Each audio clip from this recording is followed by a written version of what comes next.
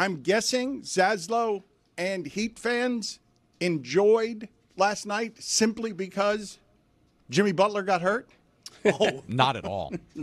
That was awful. Oh, I'm bummed about that. I didn't enjoy that. But I'm not a Heat fan, nor am I Zaslow. I don't believe any of you. I know that you guys will say publicly whatever it is that you want to say. I believe the fact that Jimmy Butler left the game and then champion Steve Kerr says, well, once that happens, we don't know what we're doing. I wanted Jimmy to lose in 5. I wanted the Warriors to lose. I won't shy away from that. I didn't want the Heat to get potentially swept in the first round and have the Warriors go on some miraculous run, of course. But watching Jimmy Butler get hurt in the postseason is one of the worst things to watch. He's one of the greatest postseason performers that we have. And as an NBA fan, as a basketball fan, you're miserable. And as a Heat fan, you don't want to see the guy hurt. Oh, that's the nice thing to say, Jeremy. Jeremy, you don't know Miami or Miami fans very well. If you think you're speaking for all Miami fans there. I don't think I'm speaking for all Miami fans. I think I'm speaking for more Miami fans than not, though. I don't think anybody wants to see the guy get hurt. I got so many texts last night. Hey, can't believe Jimmy got hurt 2 games in. Like my phone just filled up. That's how I got the news. Don't tell me that everyone's being nice about this. I didn't say everyone's being nice about it. I said I think most Heat fans with a soul are looking at this and saying, that "Hey, doesn't make sense. It's a shame. It's not a thing. It's a shame that he got hurt. Like, I don't think anybody wants to see that. I think there might be people who send the text of "I told you so," and that's a different thing.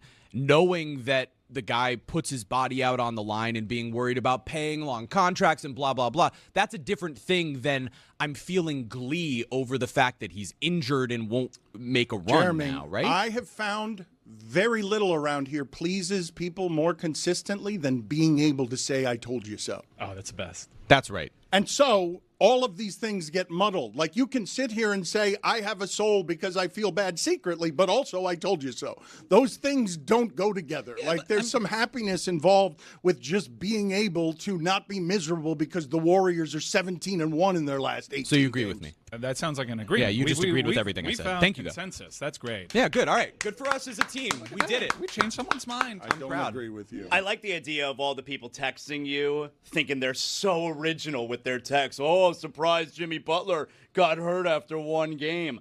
I'm not happy that Jimmy Butler got hurt. The part that I am happy with, the part that does please me, is I envision Pat Riley and the Heat front office like, yeah, this is why we weren't going to give him an extra $150 million on top of the 2 years that we've already guaranteed him, because that. Why do you guys think that Heat fans would be nicer about this than people were when Anthony Davis limped off the court and everyone took a certain glee in, see? Because that was funny. Like, that was funny. Jimmy getting hurt's not funny. This is also, like, we don't know how bad this injury is. Like, he's got a bruise on his pelvis. Like, he could tough that one out. He was ruled out really quick. He can tough this one out. It could add to his playoff legend, possibly. It was also, like, a freak injury. He's just going up for a board. Dude behind him trips over Draymond. It kind of looked dirty initially. Or maybe he did it on purpose. You think? Man, if he did, Draymond would have went at him. But Draymond was kind of responsible because the dude kind of tripped over Draymond's leg. Yeah, it felt like he was just kind of trying to gain his balance, but I actually think that that's part of it, right? If Jimmy was just like driving to the hoop and rolled an ankle without even stepping on anybody and it was that type of thing, a little bit of that I told you so maybe even creeps into what we're talking about. But when you see a nasty spill like that, I just don't think that there's anything to look at other than, oh man, this stinks. Like, this stinks. No, I think it's a freak injury, obviously, but it's still along the lines of why the Heat don't trust him at this point in his career to give him additional money. Yeah, but I don't think I told you so is even in play here.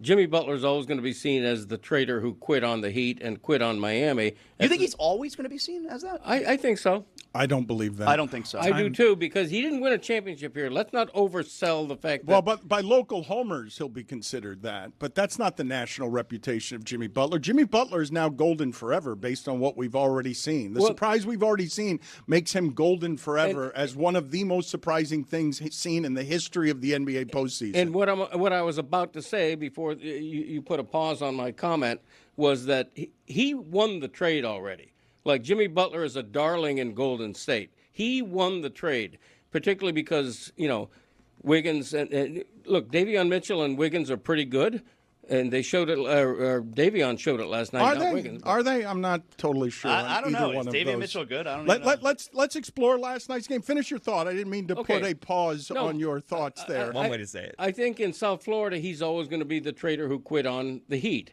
and pouted his way out of Miami. I think nationally, you're right. He's feathering his legend, particularly if they somehow win the championship. And he won the trade. He got what he wanted. He got the money he wanted. He got the teams, the situation he wanted. He loves it. He didn't They quite love him. get the team that he wanted. Well, he but won the trade. Shaq's not thought of that way. Shaq did the exact same thing. It was probably less messy, but that didn't mean it wasn't messy at all. But isn't that because Shaq kind of did it in the shadows? Well, I guess, and media was different there, and Shaq has something that Jimmy doesn't have, a championship in a Miami Heat uniform. But I do think time will heal all wounds, especially for a younger generation that maybe was adolescent during the Big Three era. Jimmy was their guy, and Jimmy is like the face that they associate with the franchise. Well, he won. He became the face of Heat culture wrongly. I don't think he was ever the face of Heat culture. But look, the way he left is never going to be forgotten. It may be forgiven in time. Greg, by you, the noise of the moment with real legacy. The noise of the moment isn't something that echoes. Okay. This is 15 years of career, and Draymond Green punched a teammate.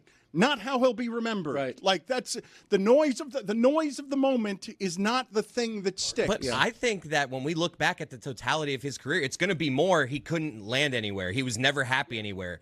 I mean, yes, he had the bubble run with the Heat, but I think he will be thought of more generally as a guy who was really good that just couldn't fit in anywhere. As a journalist, I would tell you that I think that that's not going to be the way he's remembered here.